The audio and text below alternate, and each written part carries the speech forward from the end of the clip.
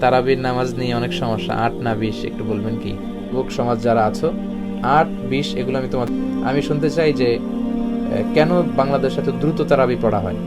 ও V Talukdar, হুজুর প্রেম করা যাবে কিনা? তারাবির সালাত ৮ না ২০? বিষ্ণু ইসা ইসলাম রমাদান কিংবা রমাদানের বাইরে ১১ রাকাতের বেশি পড়তেন না।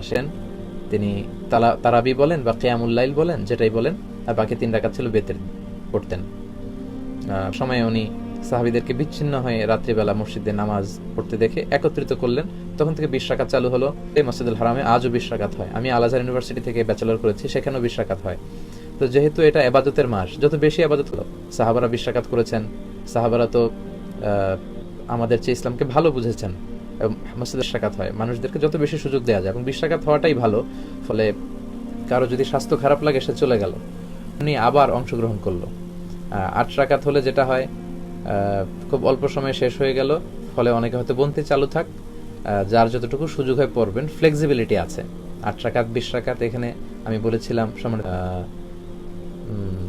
কোয়ান্টিটি ধর্তব্য না, মানে কয় রাকাত এটা বেশি গুরুত্বপূর্ণ। গুরুত্বপূর্ণ ভাবে কত স্মুথলি আপনি পড়ছেন। আলহামদুলিল্লাহ, আমি তো মালয়েশিয়াতে তারাবি পড়ি, কত চমৎকার ধীরস্থিরে তারাবি পড়েছি, কত ধীরস্থির ভাবে পড়ে। হেরেম শরীফে কত ধীরস্থির ভাবে পড়ে।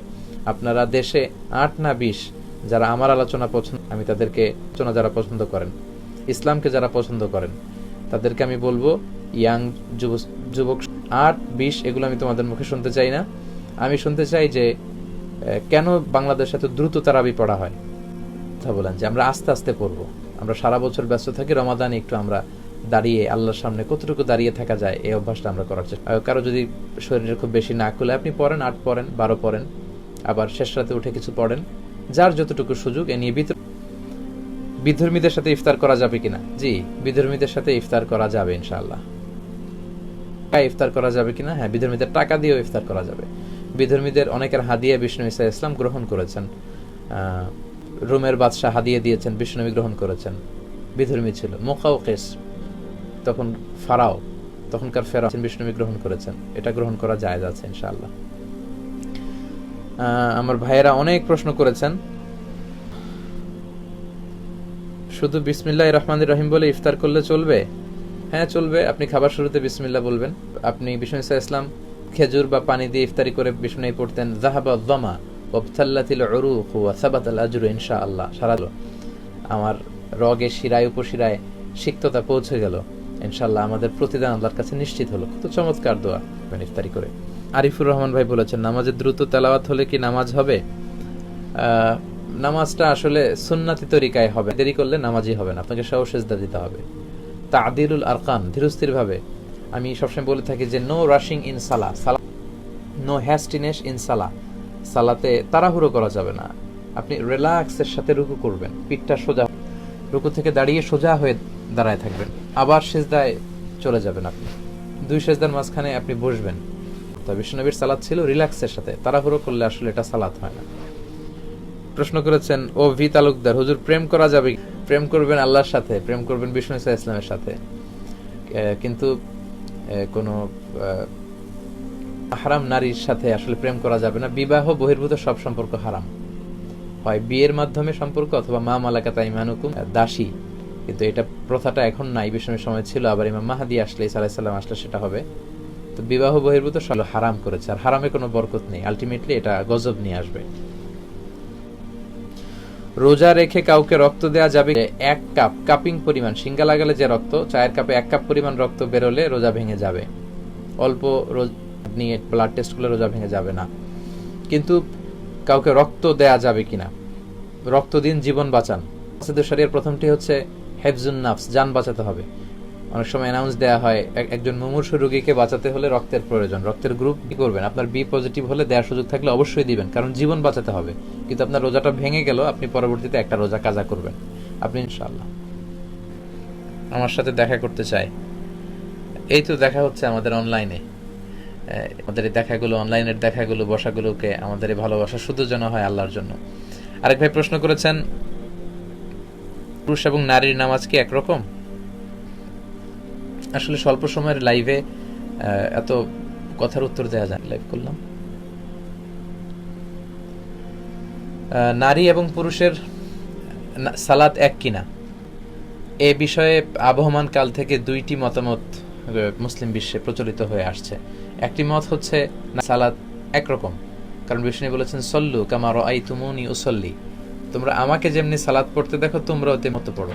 তো বিশ্বনবী নারী পুরুষ সবার জন্য আদর্শ, তাই নারী পুরুষের সালাতের কোনো পার্থক্য নেই। এটা হচ্ছে একটা মত। একটি মত, যেই মতের ধারক বাহক হচ্ছে আহনাফরা, হানাফি মাযহাবের স্কলাররা এবং হাম্বলি মাযহাবের স্কলার। কিতাব আছে লি ইবনি কুদামা, ওনার লেখা এই কিতাবের ভেতরে এবং আরো কিছু বইতে তারা এই মতামত, যে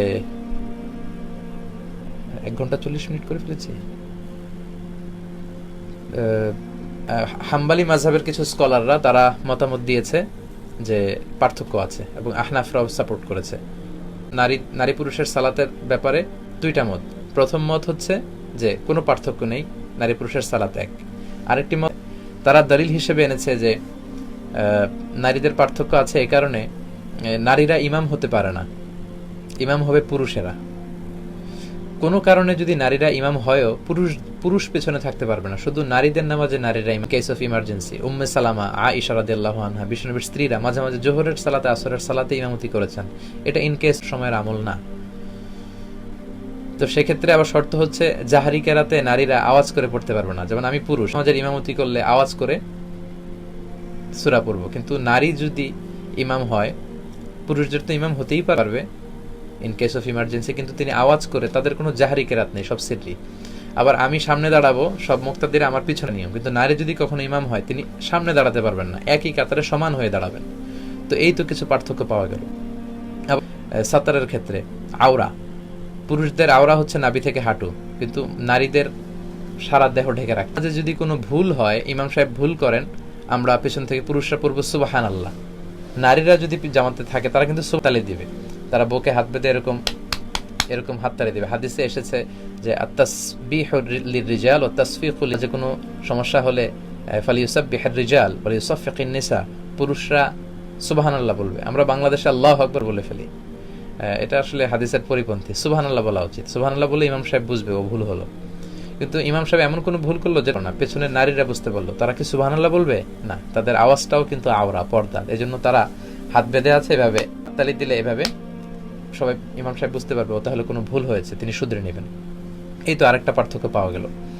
পার্থক্য পাওয়া যায় পুরুষদের জন্য জামাতে মসজিদে পড়া সুন্নাতে মুআক্কাদা, কিন্তু নারীদের জন্য মসজিদের চেয়ে ঘর উত্তম।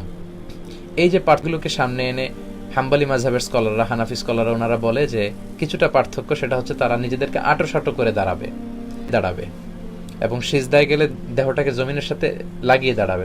তা না হলে পুরুষদের মতো সিজদা দিলে তাদের ব্রেস্ট, স্তন ঝুলে থাকবে, তাদের পর্দার কিছুটা সমস্যা। এই দৃষ্টিকোণ থেকে তারা বলেছেন কিছুটা পার্থক্য আছে। তো আবহমান কাল ধরে এই দুইটা মত বলে যে না, কোনো পার্থক্য নেই, আরেক মত বলে যে কিছুটা পার্থক্য আছে, যাতে নিজেদেরকে আরেকটু আব্রু পর্দার মধ্যে রাখা যায়। তো যে কোনো মত গ্রহণ করতে পারেন। আর একটি প্রশ্ন নিব, এই প্রশ্ন নিয়ে আজকের লাইভ শেষ করব। আসলে অনেক রাত হয়ে যেতে চাচ্ছি না।